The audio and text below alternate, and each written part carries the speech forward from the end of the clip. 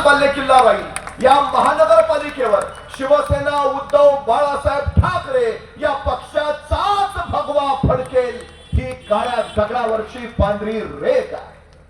राजकारण काही काळ दहशतीवर करता येतं, राजकारण काही काळ पैशावर करता येतं, राजकारण काही काळ भावनेवर करता येतं, पण सदा सर्व काळ राजकारण करायचं असेल तर ते कामावरच करता येतं. गेली 25-30 वर्ष या शहरामध्ये इथला शिवसैनिक फक्त कामाचं आणि कामाचंच राजकारण करतोय. पण इथला प्रत्येक नागरिक या निवडणुकीमध्ये मशालीचंच बटन दाबेल आणि या आमच्या सगळ्या उमेदवारांना बहुमताने विजयी करेल. खरं तर गेली 6 वर्ष या शहरावर प्रशासक आहे. प्रशासक म्हणजे सरकार, केंद्रात त्यांचं सरकार, राज्यात भाजपचं सरकार आणि महानगरपालिकेत सुद्धा त्यांचाच प्रशासक म्हणजे सरकारचंच राज्य आहे. मला असं वाटलं होतं की आता छत्रपती संभाजी महाराज नगरामध्ये एकही प्रश्न शिल्लक नसेल, सगळी विकास कामं झालेली असतील. पण वास्तवता इथं आल्यावर मला कळाली जायकवडी धरण पाण्यानं पूर्णपणे भरलेलं आहे, पण छत्रपती संभाजीनगर मधल्या नागरिकांना दर 8 ते 15 दिवसातून एकदा पाणी मिळतं.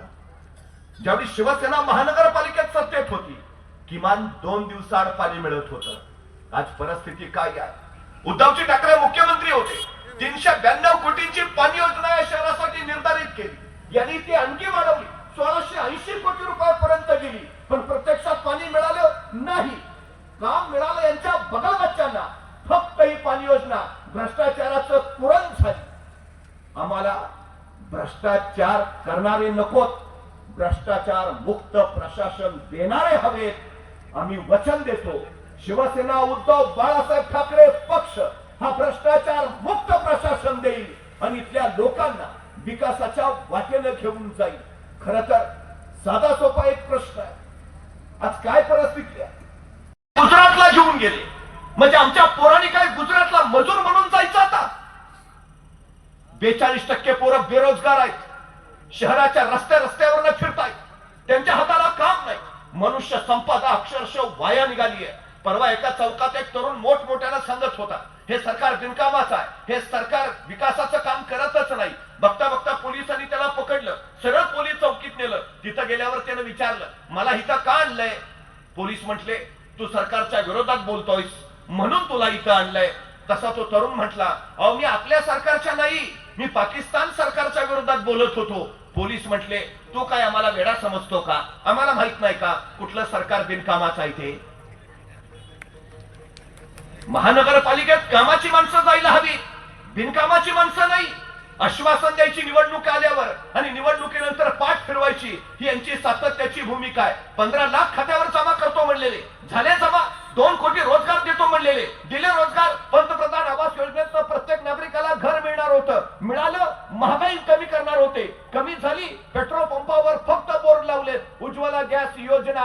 अहो आमच्या एका काकूनी त्या उज्ज्वला गॅस योजनेचा फायदा घेतला, गॅस सिलेंडर घरी आणलं आणि आता सिलेंडरचे दर एवढे वाढलेत. आमच्या काकू परवा म्हटल्या, आता मी सिलेंडरवर बसून चुलीवर स्वयंपाक करते.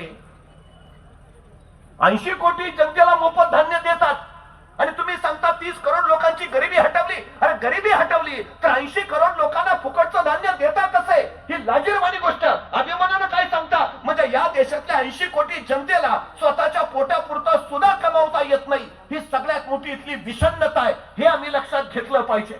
आज कुठल्या दिशेला आम्ही लोक घेऊन निघालो? 2015 साली यांनी स्मार्ट सिटीची घोषणा केली, 98,000 कोटी घोषित केले. 2022 पर्यंत या देशामध्ये 100 स्मार्ट सिटी असतील. 22 पर्यंत काहीच झालं नाही. परत 2 वर्ष वाढवले, परत 1 वर्ष वाढवला. 2025 ला लक्षात आलं काही झालेलं नाही. परत 1,25,00,000 करोड रुपये त्या योजनेसाठी घातले. मला सांगा, तुम्ही फिरत असाल महाराष्ट्रात, एक तरी सिटी स्मार्ट झाली? गेले कुठे पैसे? पैसे गेले कुठे? यांच्या नेत्यांच्या मागा पुढे 40 गनमॅन असतात. पण 40 पोरांच्या वर्गाला यांना एक शिक्षक देता येत नाही, ही आमची शोकांतिका आहे. 15,000 शाळा बंद केल्या आणि 17,000 दारूची नवी दुकानं काढली. गांजा मिळतो पानपट्टीवर, कुठे पिढी घेऊन निघाले. आज मराठवाड्यातलं सगळ्यात मोठं शहर म्हणून या शहराचा उल्लेख होतो. शिक्षणासाठी मुली या शहरात येतात. खरंच या मुली इथं सुरक्षित आहेत? लाडक्या बहीण योजनेची नाही, सुरक्षित बहीण योजनेची महाराष्ट्राला जास्त गरज आहे. गेल्या 2.5 वर्षात 1 लाख मुली गायब झाल्यात महाराष्ट्रातनं. 1 लाख. दर 16 मिनिटाला एका महिलेवर बलात्कार होतो इथं. आणि तुमच्या शहरात दर महिन्यात किमान 8 ते 10 लोकांचे मर्डर ठरलेले आहेत. कुठे गेली कायदा सुव्यवस्था? कुठे गेली सुरक्षा? प्रश्न तो आहे तो सगळ्यात महत्वाचा तो आहे. आम्हाला शुद्ध पाणी मिळायला हवं, महानगरपालिकेनं तो द्यायला हवं, आमचा अधिकार आहे. आम्हाला मिळत नाही. पाणी शुद्ध नाही, आम्ही घरातच वॉटर प्युरिफायर बसवतो. हवा शुद्ध नाही, आम्ही एअर प्युरिफायर बसवतो. रस्त्यात खड्डे आहेत, पडलो तर मरायला नको, आम्हीच हेल्मेट घालून चालतो. वीज मिळत नाही, आम्ही इन्व्हर्टर बसवतो. मला सांगा, वॉटर प्युरिफायर आम्हीच बसवायचा आहे, एअर प्युरिफायर आम्हीच बसवायचा आहे, इन्व्हर्टर आम्हीच बसवायचा आहे, हेल्मेट आम्हीच घालायचं आहे. मग आम्ही टॅक्स महानगरपालिकेला कशासाठी द्यायचा आहे? या मंत्र्यांनी महानगरपालिकेच्या प्रचाराचे दौरे हेलिकॉप्टर मधनं करावेत म्हणून आम्ही कर भरायचा आहे? आम्हाला का मूलभूत सोयी सुविधा मिळत नाही? मिळाल्या पाहिजेत आणि ते देणारे नगरसेवक महानगरपालिकेत पाहिजेत, हे आपण लक्षात घेतलं पाहिजे. परवा नगर परिषदेच्या निवडणुका झाल्या, 103 उमेदवार बिनविरोध. कुणाचे आले? सगळे भाजपचे नातेवाईक आहेत. कुणाची मुलगी, कुणाची सून, कुणाचा भाचा.